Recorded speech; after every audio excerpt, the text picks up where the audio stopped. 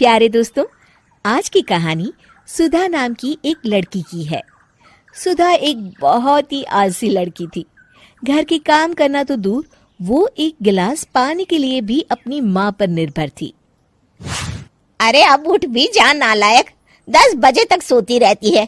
अरे कुछ तो घरेलू लड़कियों वाले लक्षण दिखा। सोने दो ना माँ, क्यों परेशान कर रही हो? अरे भाग्यवान, क्यों मेरी बिटिया को तंग कर रही हो? सोने भी दो इसे। लो, बाप बेटी दोनों एक जैसे हैं। देख लेना, आपकी ये लाडली ससुराल जाके हमारी नाक कटाएगी। मैं कहती हूँ अब भी वक्त है, अपनी ये आदतें सुधार ले, वरना ससुराल में तेरी सास कान खींच कर तुझे सीधा करेगी। वही तुझे सबक सिखाएगी। दुनिया में आज तक कोई ऐसी सास पैदा नहीं हुई माँ, जो सुधा चोपड़ा को सबक सिखा सके। लेकिन होनी को कुछ और ही मंजूर था। सुधा की शादी एक ऐसे घर में हो जाती है जहां उसकी सास एक रिटायर्ड पुलिस वाली थी। अब कहानी में मजा आएगा। हाँ माँ, यहाँ सब बहुत अच्छा है। मेरे ससुराल के लोग भी ना बहुत मिलनसार हैं। ठीक है माँ, मुझे नींद आ रही है, फोन रखती हूँ माँ। ठीक सुबह 5 बजे। अरे जल्दी उठो भाग्यवान, वरना कयामत आ जाएगी। हैं? अरे क्या हुआ?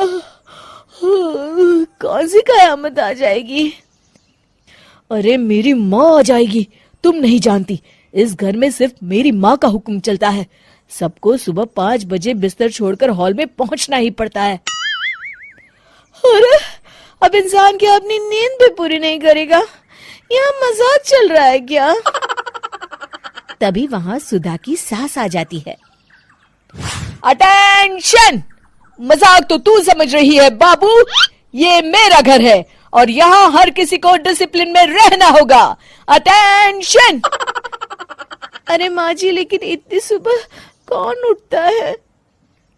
कौन होता है मतलब? हम सभी उठते हैं, रोज उठते हैं, और अब से तुझे भी उठना पड़ेगा। आखिर मैं पुलिस वाली जो ठहरी। अटेंशन! अरे माँ जी, लेकिन अब तो आप रिटायर हो गई हो ना। तो क्या हुआ? शेर कितना भी बूढ़ा हो जाए, शिकार करना नहीं छोड़ता।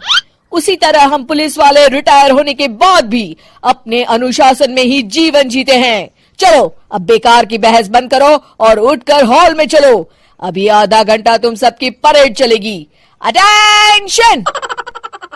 अरे मैं कोई परेड नहीं करने वाली।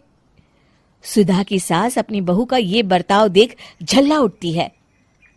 गौर से देख, तू कहां और किसके सामने खड़ी है? यहां बात सिर्फ एक बार समझाई जाती है, बस। अटेंशन! इतना कहकर सुधा की सास चली जाती है। अपनी सास का ये रूप देखकर सुधा घबरा जाती है और जल्दी से उठकर बाहर चली जाती है। उस दिन से सुधा की जिंदगी बदल जाती है। हाय, थक गई मैं तो। ये घर है या जेल? कितना काम करना पड़ता है। लाइए दीदी, 2 रोटियां और दीजिए, मुझे बड़ी भूख लगी है। ठहर जा बहू, ये तू क्या कर रही है? मैंने सबके खाने का हिसाब तय कर रखा है। तुम 4 रोटी से ज्यादा नहीं खा सकती और ये मिर्च मसाला भी नहीं चलेगा। मेरी बहुएं एकदम फिट होनी चाहिए। अटेंशन! क्यों माँ जी, आप हमें दंगल में लड़ने के लिए तैयार कर रही हैं क्या? क्या कर रही हो सुधा? माँ जी को मजाक बिल्कुल पसंद नहीं है। चुप करके खाना खा लो, इसी में भलाई है।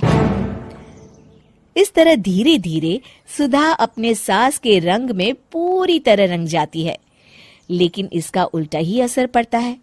सुधा अपनी सास से भी ज्यादा अनुशासन की पक्की हो जाती है। सुधा की सास तो सबको 5 बजे उठाती थी, लेकिन सुधा सबको 4 बजे ही उठा देती थी। दूसरी तरफ सुधा की सास की उम्र भी हो चलती है। माँ जी, आजकल आप सुबह उठने में बहुत आनाकानी करती हैं। मुझे ये सब बिल्कुल पसंद नहीं है। अरे बहू, मैं तेरे हाथ जोड़ती हूँ, भगवान के लिए अब मुझे छोड़ दे। इतने सवेरे उठना और कसरत करना अब मेरे बस की बात नहीं है। माँ जी, आप मैदान छोड़ के भाग रही हैं। आप तो पुलिस वाली हैं। अटेंशन। अरे अब कहाँ की पुलिस वाली, अब तो मैं रिटायर हो चुकी हूँ। बस बहुत हो गया, अब तुम सब जैसे चाहे वैसे जिंदगी